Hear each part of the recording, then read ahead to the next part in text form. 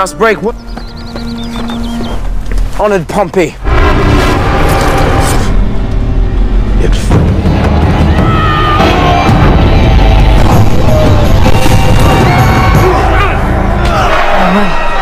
As usual.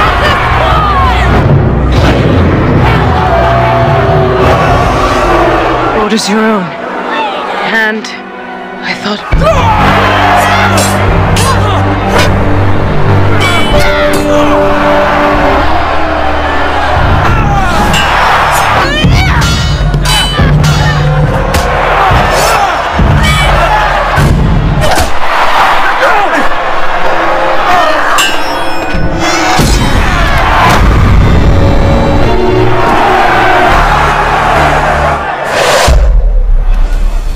Bismillahirrohmanirrohim. Assalamualaikum warahmatullahi wabarakatuh. Doa movie lovers, dimanapun kalian berada. Semoga kalian semua dalam keadaan sehat dan selalu bahagia.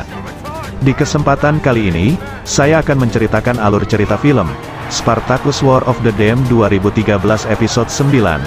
Tentunya dengan rasa yang berbeda, dan juga dengan kemasan yang berbeda pula. Oke, tak usah berlama-lama lagi, supaya tidak menimbulkan pemborosan kata, dan inilah sebuah pantun untuk Anda semua. Parman bacoan dicekel hansip, mari mangan garokoan kurang sip. Lepaskan sepatu Anda, lepaskan pakaian Anda, dan lepaskan penutup kepala Anda, serta segala beban pikiran yang ada di otak Anda. Dan, intro.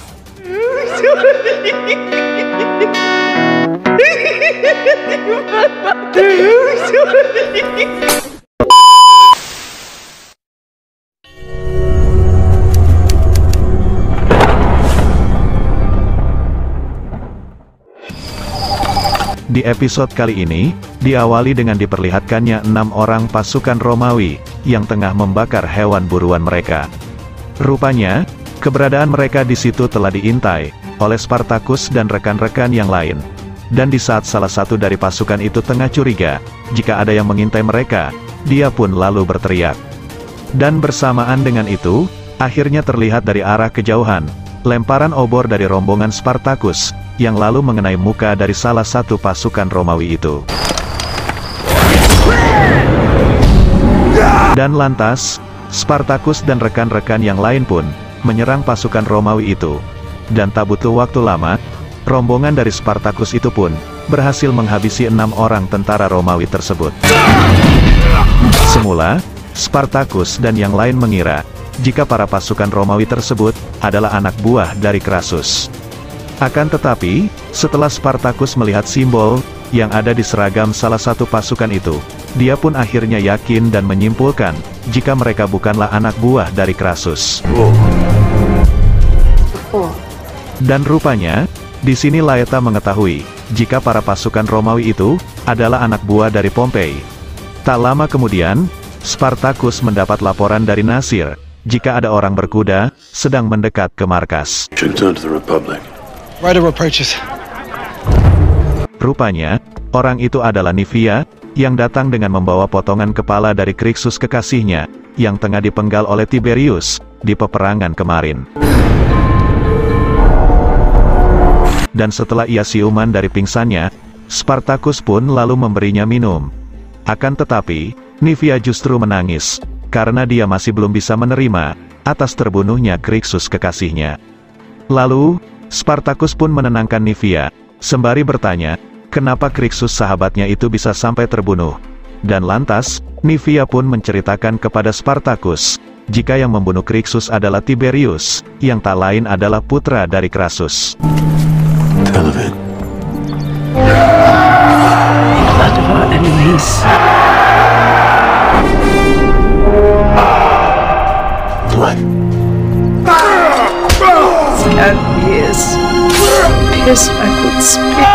Nasir yang juga berada di situ, ia pun terlihat menanyakan pada Nivia akan nasib dari Agron kekasihnya, yang dimana ia pun juga ikut dalam misi penyerangan tersebut. Akan tetapi, Nivia terlihat hanya diam, seakan tidak mengetahui akan nasib dari Agron saat ini. Dan mungkin karena Nasir mengira jika Agron bernasib sama seperti Crixus, dia pun lantas beranjak pergi dari situ dengan raut muka yang sangat sedih. Dan di sini, Nivea juga mengatakan pada Spartacus, jika satu-satunya alasan Crassus membiarkannya hidup, yaitu supaya Nivea bisa menyampaikan pesan kepada Spartacus, jika tak lama lagi, dia juga akan mengalami nasib yang sama, seperti Crixus sahabatnya itu. Dan lantas, Spartacus terlihat menghampiri Gannicus, sembari merencanakan sesuatu, untuk misi berikutnya.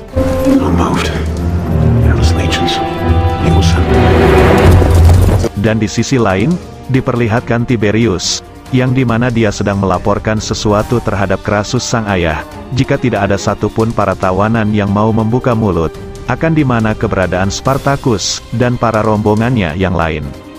Tiberius juga melaporkan, jika ada masalah lain di kamp pendukung, yaitu telah terbunuhnya seorang pelacur bernama Kantara, yang dimana dia ditemukan tewas tertusuk, dari bawah hingga tenggorokan.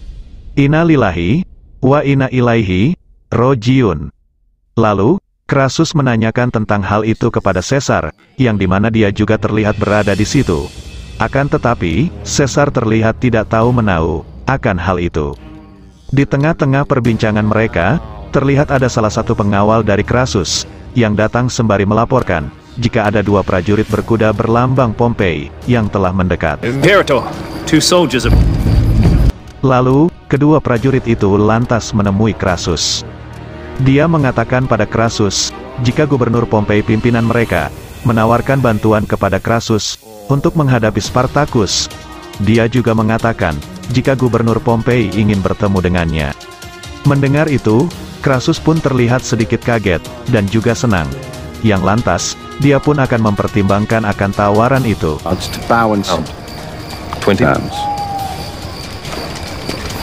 Setelah itu, Crassus, Tiberius, dan Caesar pun berdiskusi, yang pada akhirnya, Crassus akan mengutus Tiberius sang anak, untuk menemui Gubernur Pompei.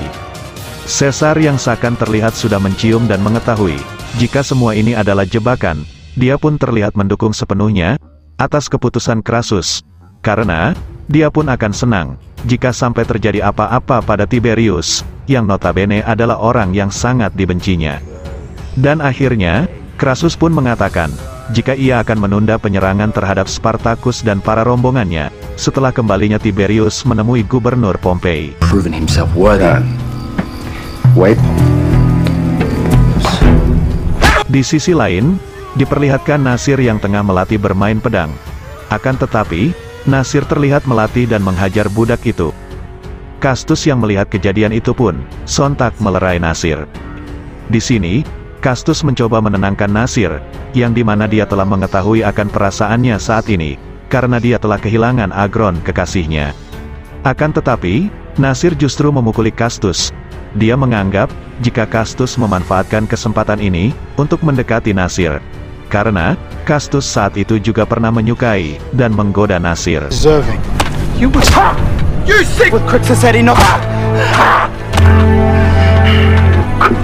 Setelah itu, terlihat Kore yang hendak membasuh muka. Dan di saat yang bersamaan, terlihat Nivea, yang juga berada di tempat itu. Mereka berdua pun lalu berbincang-bincang. Di sini, rupanya Nivea sudah mengetahui, jika Kore yang notabene adalah seorang pelayan itu, ia pernah menjalin hubungan dekat dengan Crassus sang majikan. Dan Nivea pun memastikan, jika kini Kore benar-benar berada di pihak Spartacus. Our actions.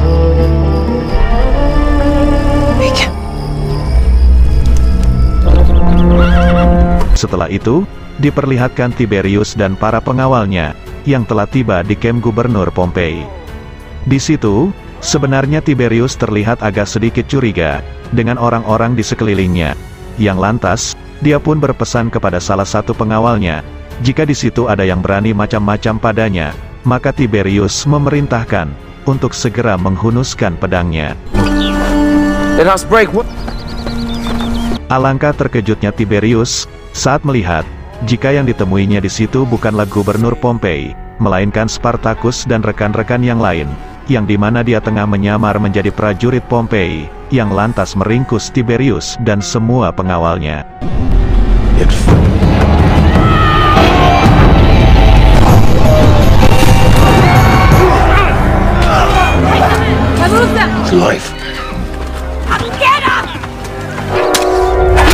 Di Di sisi lain, diperlihatkan Caesar, yang tengah masuk ke tenda seorang wanita, yang kita sebut saja Tumini. Yang dimana, dia adalah sahabat dari Kantara, yang saat itu diceritakan Tiberius kepada Crassus sang ayah, jika dia telah tewas terbunuh. Tumini sempat mengira, jika Caesar ada hubungannya dengan peristiwa pembunuhan Kantara. Akan tetapi, setelah Caesar mengatakan kepada Tumini, jika dia tidak tersangkut dalam kejadian tersebut, dan mengatakan, jika yang membunuh Kantara adalah Tiberius, yang pada akhirnya, Caesar dan Tumini pun bermesraan, dan lantas mereka berdua pun bermantap-mantap ria. Selanjutnya, diperlihatkan Tiberius dan para pengawalnya, yang dimana mereka kini, telah menjadi tawanan dari Spartacus. Di sini Spartacus mempunyai rencana lain, untuk membunuh para tawanan tersebut, dengan mengadunya bertarung satu persatu. Setelah itu, Spartacus terlihat memberikan pedang milik Tiberius kepada Nivia, yang dimana pada saat itu, ia pergunakan untuk memenggal kepala dari Crixus kekasihnya. Spartacus memberikan kepada Nivia, supaya pedang yang sama, dapat digunakannya untuk membunuh Tiberius, setelah nanti dia dipertarungkan dengannya. The sun.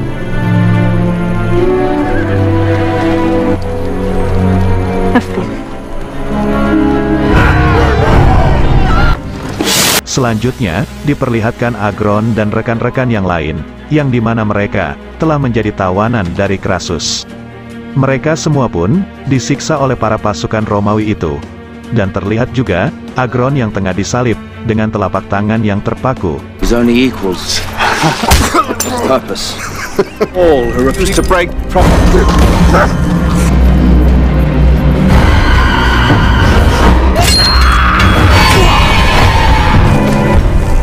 Dan di waktu yang bersamaan, terlihat salah satu pengawal dari Crassus, yang dimana dia melaporkan, jika utusan dari Pompei telah tiba.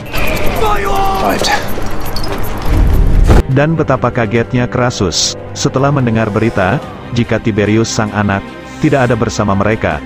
Dan di sini, dia pun tidak tahu menahu, tentang putra dari Crassus tersebut. Mendengar itu, Crassus pun menyimpulkan dan semakin yakin, jika Tiberius sang anak, kini telah masuk dalam perangkap musuh. Not to you. Leave us. Crassus pun sontak mencurigai Caesar akan hal ini. Karena saat itu, Caesar telah lama tinggal di Sinuessa, bersama rombongan dari Spartacus, dalam misi penyamarannya waktu itu. Dan seharusnya, Caesar mengetahui, wajah satu persatu dari rombongan Spartacus tersebut, termasuk orang yang menyamar menjadi prajurit Pompei kemarin. Akan tetapi, di sini Caesar masih tetap saja mengelak, atas tuduhan dari Crassus. Meskipun sebenarnya, dia mengetahui akan hal ini, dan karena nyawa putra tercintanya sedang dalam ancaman. Tanpa berpikir panjang, Crassus pun lalu mengutus Caesar untuk menemui Spartacus, guna bernegosiasi, demi keselamatan Tiberius sang anak. Di sisi lain, terlihat Tiberius bersama para pengawalnya itu, dengan tangan terikat rantai, yang dimana mereka semua, akan menunggu waktu eksekusi, oleh Spartacus dan rekan-rekan yang lain. Di waktu yang bersamaan, terlihat Kore yang sedang menghampirinya.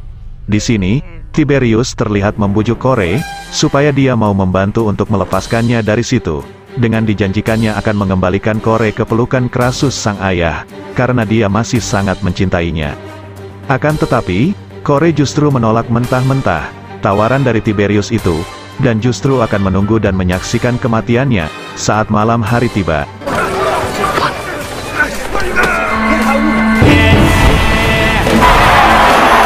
Setelah itu, diperlihatkan Spartacus, Gannicus, dan rekan-rekan yang lain, yang dimana mereka telah siap, untuk bertarung dan mengeksekusi Tiberius, dan para pengawalnya itu. Lalu, Spartacus berpidato, di depan seluruh pengikutnya, atas kemenangannya saat ini, dengan mempersembahkan para tawanan, yang akan dieksekusinya.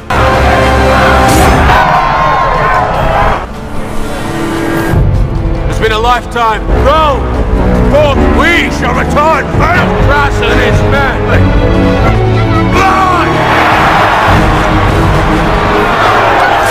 Kemudian, terlihat salah satu tawanan pengawal dari Tiberius itu, yang akan dipertarungkan dengan Spartacus. Akan tetapi, ia terlihat menolak, dengan alasan, dia adalah seorang prajurit Romawi yang terhormat, dan tidak sudi bertarung untuk menghibur para budak di situ. Mendengar perkataan dari prajurit Romawi tersebut, lantas membuat Spartacus semakin marah, dan tak panjang lebar, akhirnya Spartacus pun menebas leher prajurit Romawi itu dengan pedangnya.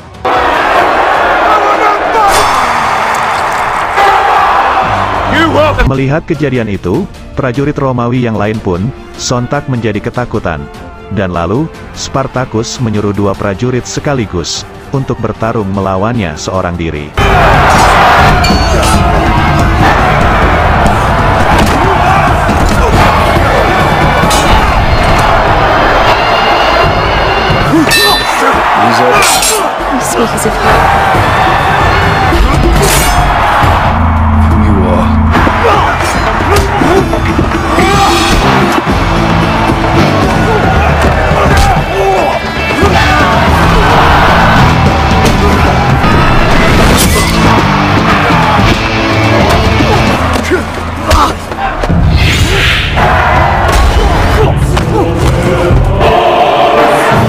Dan tak butuh waktu lama, akhirnya Spartacus pun berhasil mengalahkan dan menghabisi kedua prajurit Romawi tersebut.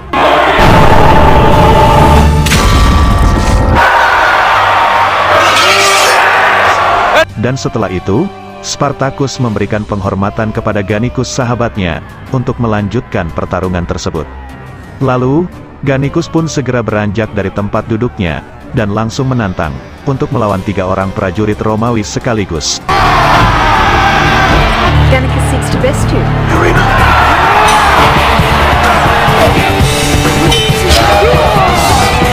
Gannicus stands the only among. Dan tak butuh waktu lama, ketiga prajurit Romawi itu pun berhasil dihabisi oleh Gannicus dengan memenggal salah satu kepala dari prajurit Romawi tersebut dan lantas dilemparkannya di tengah-tengah para budak yang sedang menyaksikan pertarungan itu.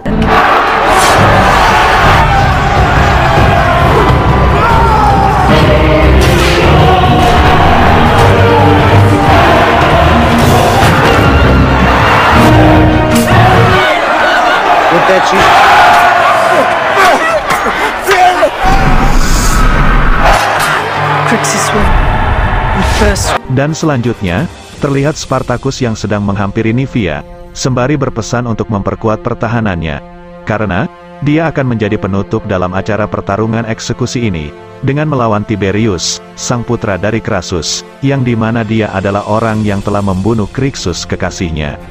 Setelah itu, terlihat salah satu anak buah dari Spartacus, yang melaporkan sesuatu kepadanya dan juga Gannicus, jika ada seorang prajurit Romawi yang tengah menunggunya. Rupanya, dia adalah Caesar, yang Gannicus pun lantas terlihat menghajarnya di situ.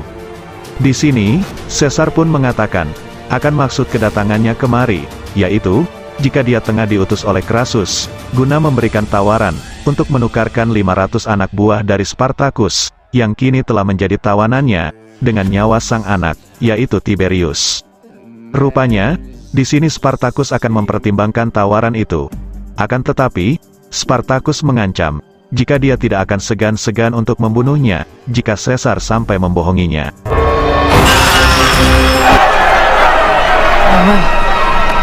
Dan kini, tibalah pertarungan penutup, yang dimana pertarungan itu dilakukan oleh Nivea dan Tiberius. Orders your own. And I thought...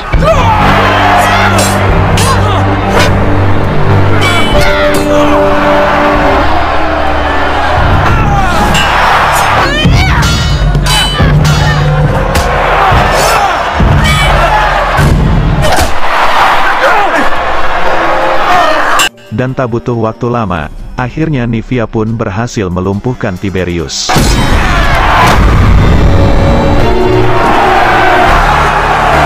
Namun, di saat Nivea hendak menebas leher Tiberius dengan pedangnya, tiba-tiba Spartacus datang, sembari menyuruh Nivea menahan dulu, untuk membunuh bocah itu.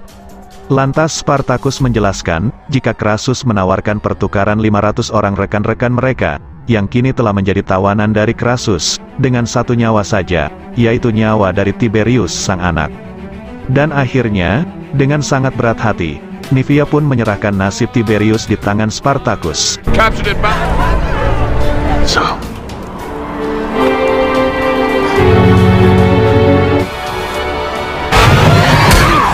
With my hands. Aim it. Cunning scheme. Setelah itu, diperlihatkan Nivea yang mengatakan kepada Spartacus akan kekhawatirannya jika Crassus akan berkhianat dengan tawaran itu dan tidak akan menepati janjinya. Dan di sini, Spartacus hanya bisa berpesan, jika sampai itu terjadi, maka Tiberius dan Caesar akan kita habisi. real. Selanjutnya, diperlihatkan Spartacus, yang akhirnya menyerahkan Tiberius kepada Caesar, untuk ditukar dengan 500 orang anak buahnya, yang kini telah menjadi tawanan dari Crassus. Akan tetapi, di saat Tiberius tengah berbincang-bincang dengan Caesar, tiba-tiba Kore yang berada di belakang Tiberius, ia pun terlihat lari ke arahnya, dan lantas, ia pun menusuk Tiberius dari arah belakang, hingga akhirnya, ia pun tewas di tangan Kore. Inna lillahi, wa inna ilaihi, rojiun.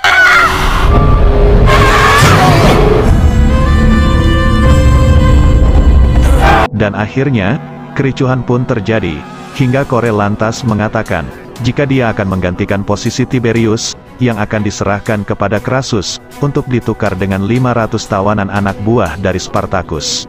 Karena, Kore juga merupakan salah satu orang yang dikehendaki oleh Crassus, selain Tiberius sang anak. Setelah itu, diperlihatkan Crassus yang tengah menangis dan sangat terpukul, akan kepergian Tiberius sang anak. Akan tetapi, di sini Caesar tidak melaporkan padanya, jika yang membunuh Tiberius sebenarnya adalah Kore, melainkan seorang pemberontak yang berada di dalam kubu Spartacus. Dan tak lama kemudian, Caesar mengatakan pada Crassus, jika dia akan menyerahkan seseorang padanya, sebagai obat atas kesedihannya. Dan tak lain, orang itu adalah Kore. Crassus pun lantas mengucapkan terima kasih kepada Caesar, hingga dia pun lantas menganggap menjadi wakilnya. Dan lalu, Crassus pun memerintahkan, untuk mempersiapkan para pasukannya, guna memburu Spartacus dan para rombongannya. Lalu, Crassus pun menghampiri dan mengecup bibir Kore, sembari memeluknya, untuk melepas rindu padanya. Dan Crassus pun juga berkata kepada Kore, jika mulai hari ini, Crassus menyuruh Kore, untuk memanggilnya Dominus. Oh, Dan selanjutnya, diperlihatkan Spartacus dan yang lain, yang dimana mereka tengah menyambut rekan-rekan mereka, yang menjadi tawanan dari Crassus, yang kini telah kembali. Dan alangkah terkejutnya Nasir, saat dia mendapati Agron kekasihnya, yang ternyata dia masih hidup. Dan kebahagiaan pun, akhirnya menyelimuti mereka semua. Akan tetapi, Nivea terlihat sedang meratapi kesedihannya, atas kepergian Crixus kekasihnya. Dan dia pun, lantas mengantarkan kepergian Crixus untuk yang terakhir kalinya, di atas tempat pembakaran jenazah. Lalu, Spartacus pun berpidato, di hadapan seluruh anak buahnya, untuk menghormati seluruh rekan-rekan, dan saudara-saudara mereka, yang kini telah tewas. Lantas, Spartacus pun memberikan obor kepada Nivea, untuk membakar jenazah penggalan kepala dari Crixus, sembari terdengar satu persatu dari mereka, yang menyerukan rekan-rekan, dan saudara-saudara mereka, yang kini telah gugur mendahuluinya.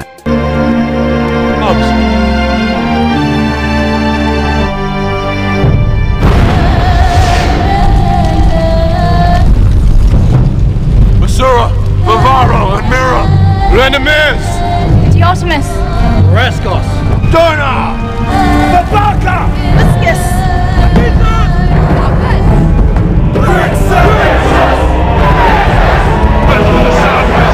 As distant thunder from this I promise you. We will!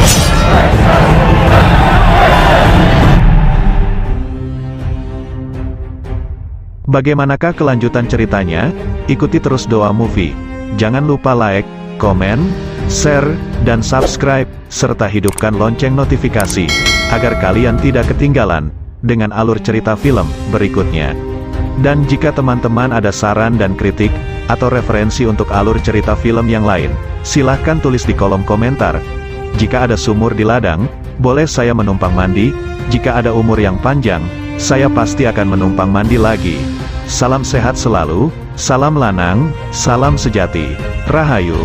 Wassalamualaikum warahmatullahi wabarakatuh.